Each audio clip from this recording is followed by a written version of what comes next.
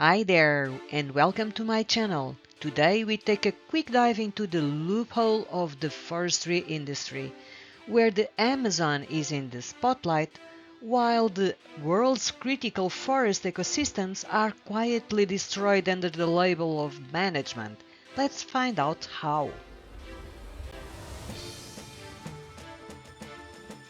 The world has promised billions to solve this problem.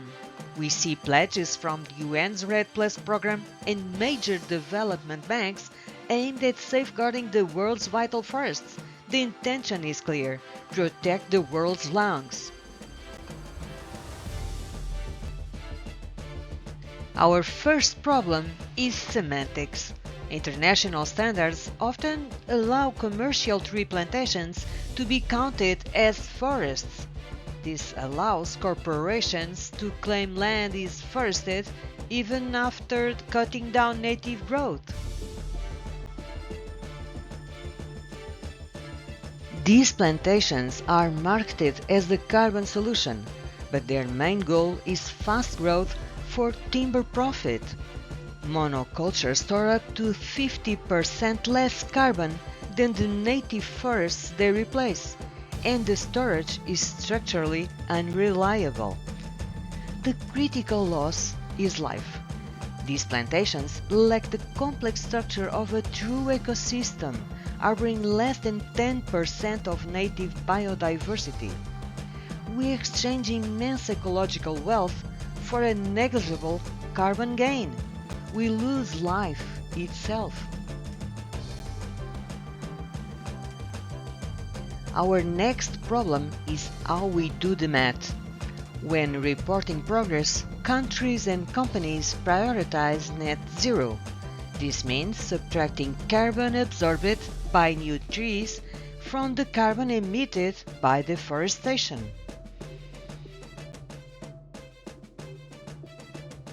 However, this formula doesn't function because it treats two entirely different things as equal, turning the net zero goal into an illusion.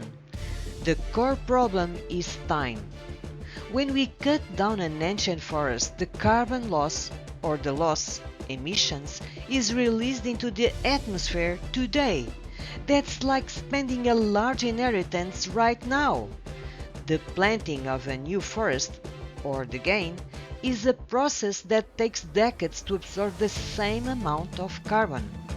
This is an immediate expense covered by a promise to pay in 40 years.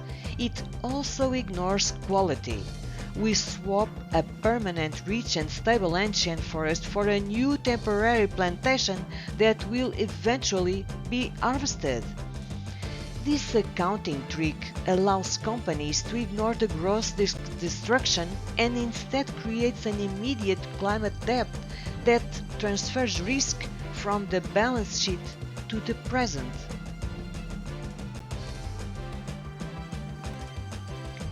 If the accounting is flawed, the actual tool they use, the carbon offset, is structurally weak and vulnerable. Carbon offsets are supposed to work, but they fail the three critical tests. First, additionality.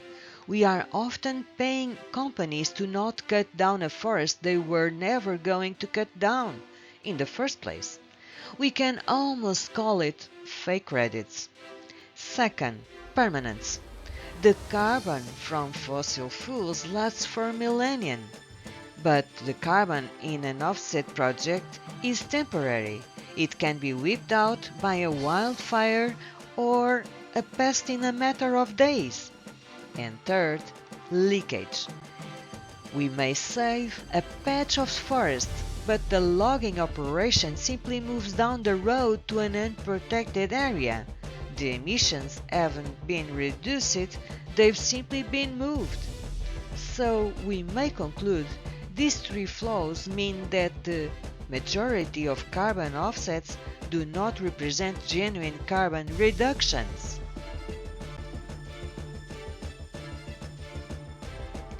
The formula used by net zero requires immediate improvement.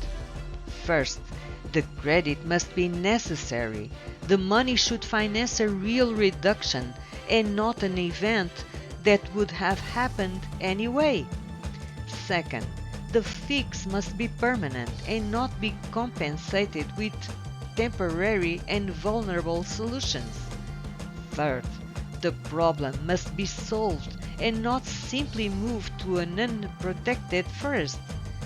The aim is to create a legitimate solution and to prevent the generation of an offset illusion.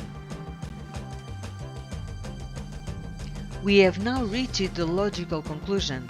We've seen that the net zero goal is not a climate solution. It requires immediate improvement.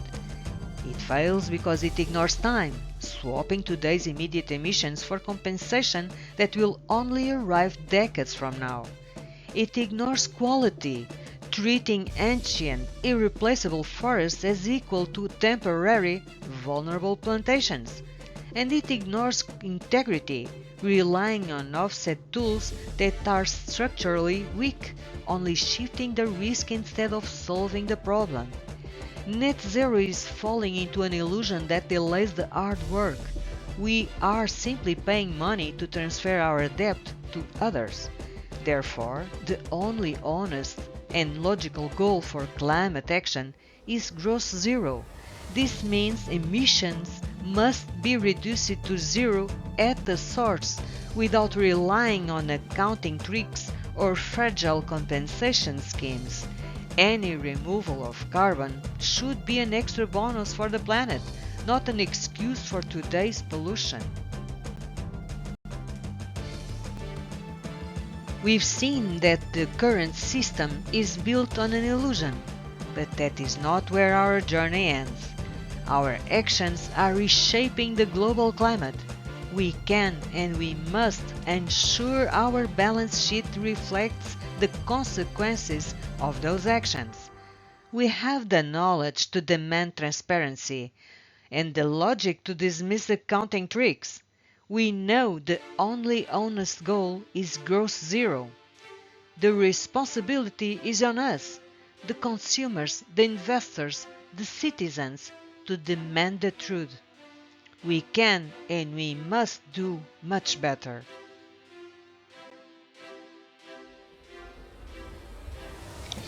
Thanks for watching. I'll see you in the next video. Bye!